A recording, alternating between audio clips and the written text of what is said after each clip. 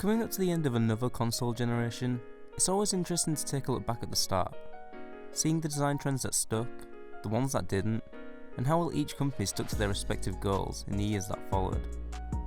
Another point that stands out in recent generations though, is the games that were announced at the start that would never see the light of day on that generation's hardware. From seeing the earliest trailers for Neo at Sony's E3 2006 show, or getting our first look at both Scalebound and the Phantom Dust reboot during Xbox's 2014 event. These games, announced at the start of the console's lifecycle, saw themselves no closer to release by the end of it. With the next generation of consoles edging closer, and rumours of the PS5 beginning to ramp up, taking a look back at the start of the current generation of consoles and Sony's PlayStation 4 reveal show, one game stands out that to this day seems no closer to seeing the light of release. That game is Capcom's enigmatic dungeon crawler, Deep Down. First announced on February 20th, 2013, by Yoshiniro Ono of Street Fighter fame, the game stunned audiences with its incredible graphics that showcased Capcom's new Phantom Ray engine, with some incredible effects and detailed environments that looked borderline photorealistic at times. This is still how a lot of people remember it. This image of what the PS4 and the next generation was capable of persisted, despite the fact that both the game and the engine it showed would never be seen again.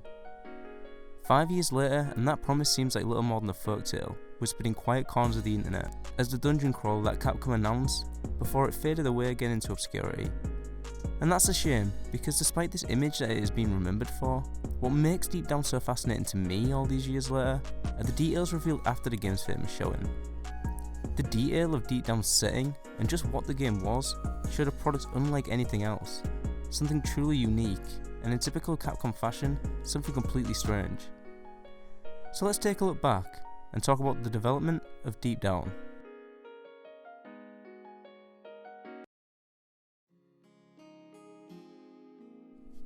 To understand the weird product that Deep Down is, it's important to know the gaming climates that coalesced into its conception. Announced in 2013, Deep Down was hot on the heels of the Western fantasy craze that dominated the 2010s. Following the release of games like Dragon Age and Skyrim in 2009 and 2011, the market became flooded with a mass of Western-style RPGs. Games like Risen, Sacred, Divinity and endless more.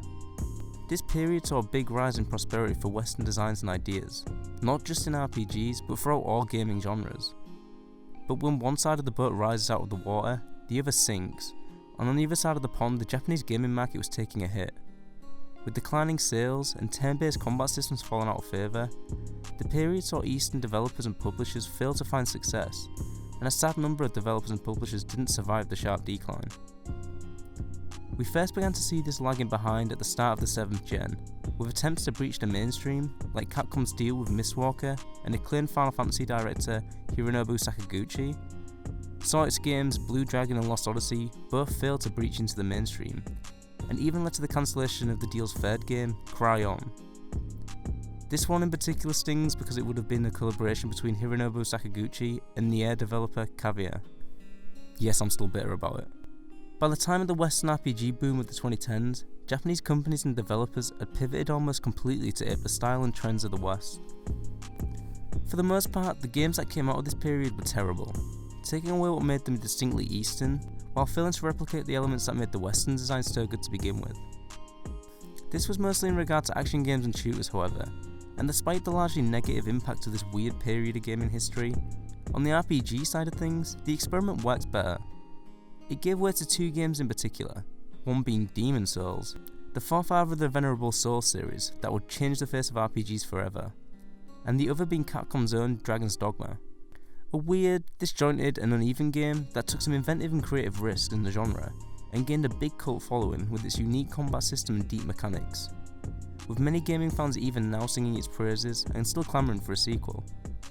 The game's recently announced Switch port is a testament to the staying popularity of this strange little RPG, way beyond the blanket of the RPG craze. Both of these games proved a huge success at the time, and the effects that they left on the industry can still be felt today. Especially in regards to the Souls series, with games even as recent as Darksiders 3 being directly inspired by From Software's game. Despite the strong reception and fairly impressive sales of Dragon's Dogma though, Capcom, rather than going for a sequel, went with an entirely new IP in Deep Down for its second excursion into the Western RPG mine. This always made Deep Down an odd business decision to me, Dragon's Dogma was already a safe bet for Capcom to double down on, and despite Deep Down's more online focused design, Capcom had already put Dragon's Dogma in that ring, with Dragon's Dogma Online, a free-to-play MMO that was never released outside of Japan. Looking back on the game, I think this says a lot about what Capcom must have seen in the design of Deep Down. For them to not only invest in creating an entirely new IP, but use it for their brand new engine as well, suggests that Capcom had something completely new and different in mind when developing the game. Behind the vague gameplay and trailers, I get the feeling Deep Down was set to bring something unique to the table. And nowhere was the word unique more true than in the next topic of the video, the game's world.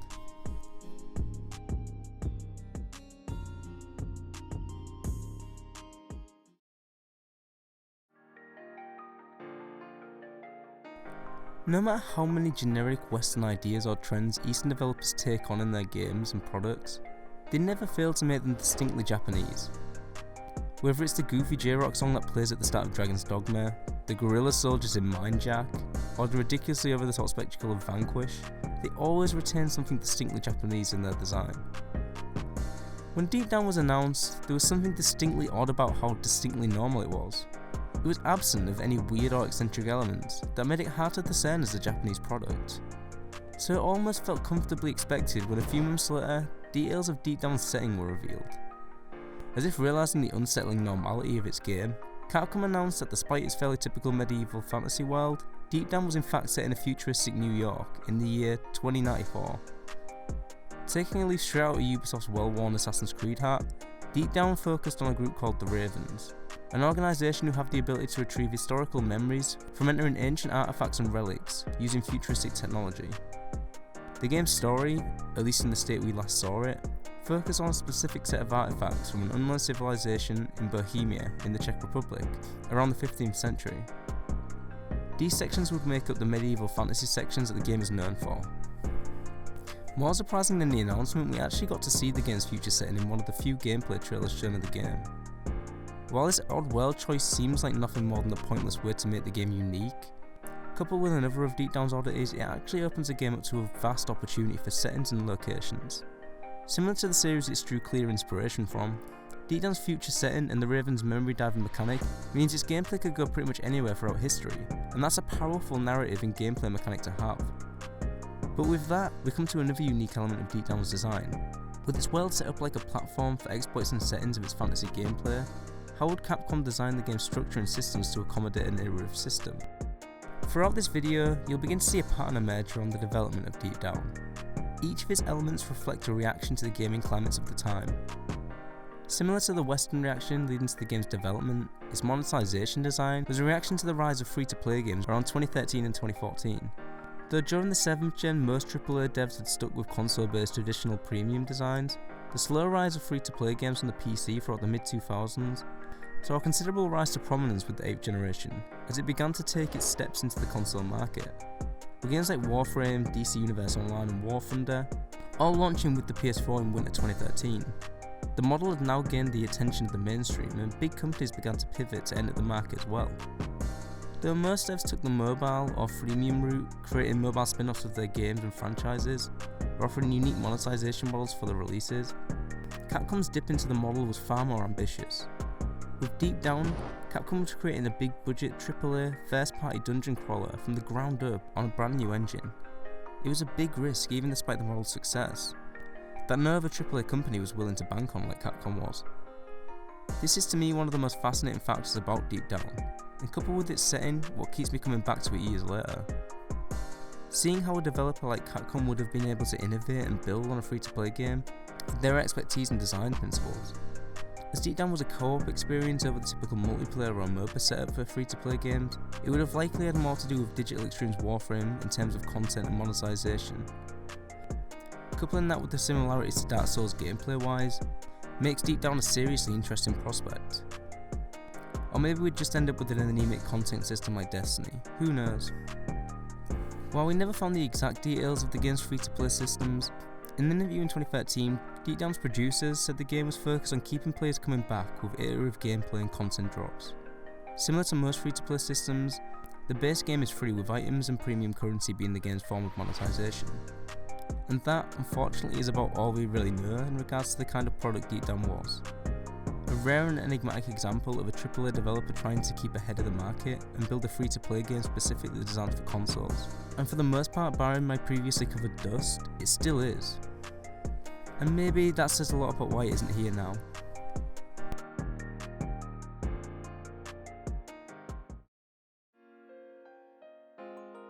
So we've talked a lot about the elements surrounding Deep Down, its business model, its setting, but what about that thing you do when you've got the controller in your hand? From what we know of it, Deep Down was a dungeon crawler in the most literal sense, with each artifact the player opened creating a new randomly generated subterranean cave. It was co-op with up to 4 players being able to invade and loot dungeons together. Its enemies were the typical fantasy fare from ogres, goblins, mimics and dragons, being shown in the surprisingly plentiful amount of gameplay footage released, back when the game was still in prominence. In terms of how the game actually played, like every RPG released after 2011, Deep Down was likened a lot to Dark Souls, though with considerably less difficulty. Where Capcom's previous RPG Dragon's Dogma had a focus on fast and plentiful movement options, with a slant towards verticality, Deep Down was a much more weighty, tactical system. Player movement was slow and lumbering, and a focus on strategic strikes and item usage seemed to be at the heart. The problem with analysing Deep Down's gameplay all these years later is that you get the impression that it was a very intricate and layered system, and that's kinda hard to show in early gameplay trailers. As such, watching footage of the game, it can come across as a little clunky at times, and the game's movement and attack animations look a little wonky. This impression was shared by some publications, with early previews of the game being perhaps less enthusiastic than Capcom had hoped.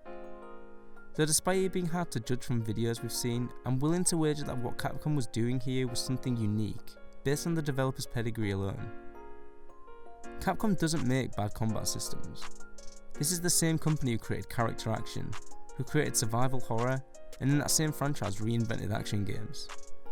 Even the aforementioned Dragon's Dogma was a game still lauded for its deep and intricate combat system, with videos and commentators still making videos on character builds and boss runs today. This is why Deep Down continues to fascinate me. For them to abandon Dragon's Dogma and bank on Deep Down, as well as the company's history, it's a safe bet to assume Capcom saw something unique and special here, even if we never got to see exactly what that unique and special vision was ourselves.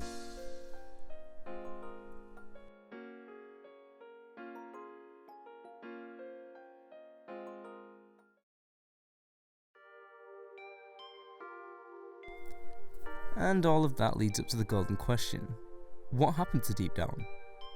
The answer is a sort of vague, we don't really know. After being announced, Deep Down was shown off pretty extensively in 2013, with both trailers and gameplay demos at game shows adding up to over an hour's worth of footage that I'll link in the description. More surprisingly than that though, the game was set to initially launch in early 2014 to coincide with the PS4's Japanese launch. A public beta was announced and subsequently missed early in the year. Capcom instead pushed the beta launch to the summer, a deadline it again missed when the summer rolled around. Yet Capcom still seemed determined to launch, with producer Kazunori Segura insisting that the reveal wasn't far off. The producer promised an update in August. That update would see the game's beta delayed into 2015. 2 months later, Capcom opened up about the game's protracted development, describing it in a state of trial and error, and shed some light on the game's origins. After the team had finished work on Resident Evil 5 and 6, they started transitioning into a new project, and we asked around about what they actually wanted to do. Their answers was that they wanted to make a new game, they wanted to focus on new hardware, and they wanted to be able to use technology to make it. We had a lot of opinions, which ultimately brought us to the game it is, though it's not been without its share of troubles because of it. The fact that development is taking time doesn't mean the game's release status is in jeopardy, far from it. Rest assured it'll come out.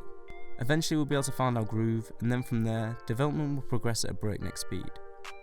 Though the company was admitting the development was more challenging than originally intended, the team still seemed confident that the game would see release.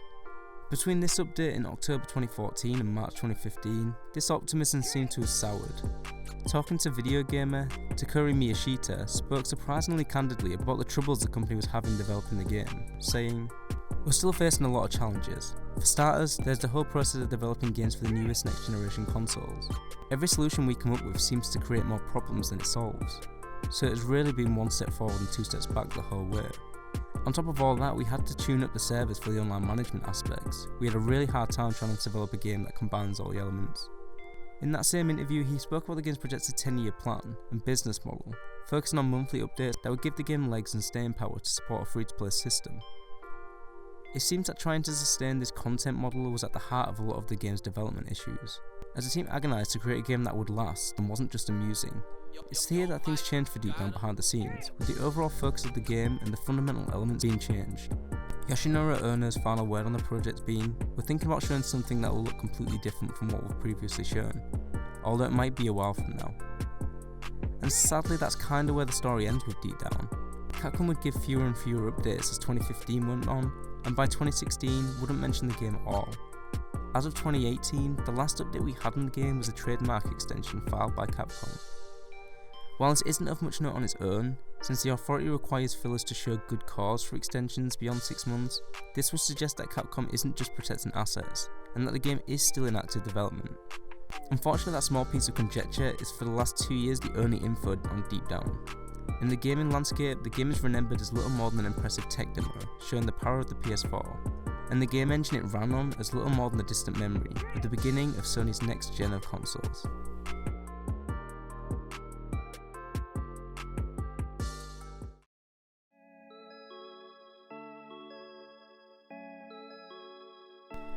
And with that is the story of Deep Down. While we don't know where the game's development stands right now, or if the game will ever see the light of day again, I feel its origins perhaps give a clear look at where the game will go. Throughout its life, Deep Down was a reactionary product.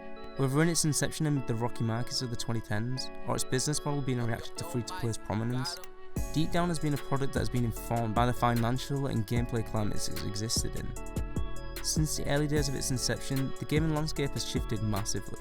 The Japanese gaming market has seen a resurgence, with the latest Final Fantasy, Persona 5 and Nier Automata all exceeding expectations and showing a renewed interest in decent designs. Further, where the years around the early PS4 era saw full-price AAA games struggling to survive in a shifting gaming landscape, full-price and single-player games have been seen to thrive in the last few years, with games like God of War, Spider-Man and Red Dead all dominating the charts as single-player focused experiences. Things have changed completely since those early days, and the developer fully embracing this change is Capcom. With the stripped back return to their roots of Resident Evil 7 or the upcoming Devil May Cry 5, Capcom has been basking in the resurgence of the current market.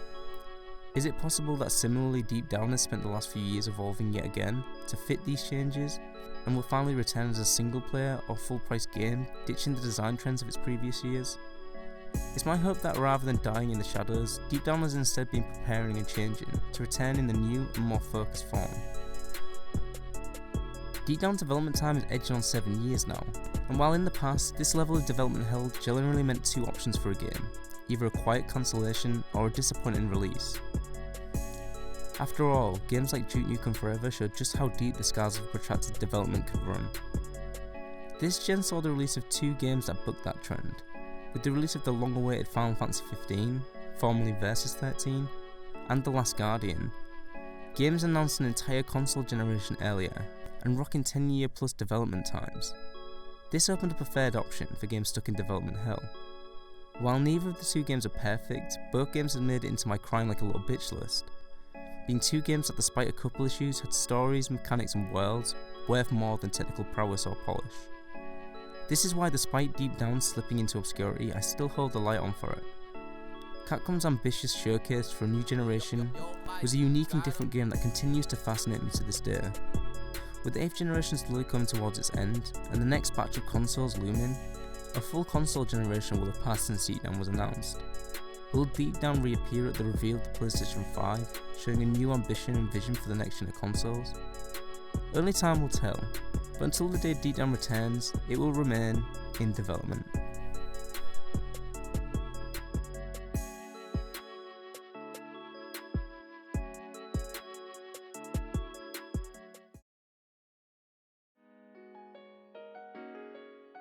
So it's been a while. Kinda typical that the longest break in uploads I've taken, channel has grown the most, but what can you do? Apologies for some of the inconsistencies and weird time references in this video. I recorded the audio for this all the way back in August, and I've only now had the time to go back and sort of edit it. If I've learned anything over the last year, I've probably stopped making any sort of promises when it comes to regular uploads or content on this channel. But yeah, welcome to all the new subs. You're all probably surprised the channel isn't dead. The simple answer for why I haven't been on YouTube is that it's not been my main priority over the last 8 months. I've been focusing elsewhere, writing screenplays, short stories, and then working on a novel, and I just haven't really had the time to sit and create content here. Plus, I'm living an adult life and I've played about 4 games all year. But yeah, without sounding like a broken record, I'm hoping to start uploading again on this channel. I won't make any promises I can't keep about consistency, but I've already written my next scripts and I'm looking for more small form sort of review content, maybe even some movie essays if I feel like it. But yeah, if you're surprised to see me in your sub feed, thank you for subscribing. But if you're new and you want to see more ramblings on old games that no one cares about, I'd appreciate the sub. Until next time, thanks for watching.